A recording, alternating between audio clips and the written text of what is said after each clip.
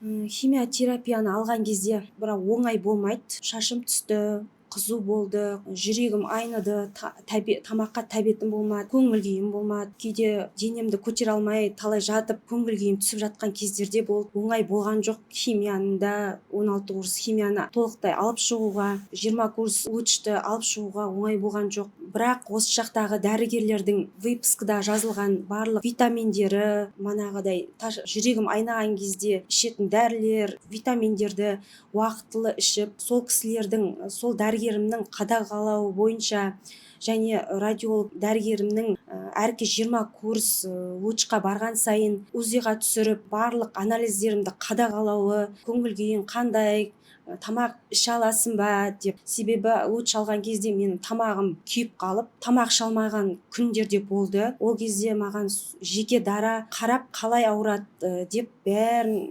дәрігерім емімді тағайындап, сол емнің арқасында химия терапиям да, лучевой терапиям да жеңіл өтті.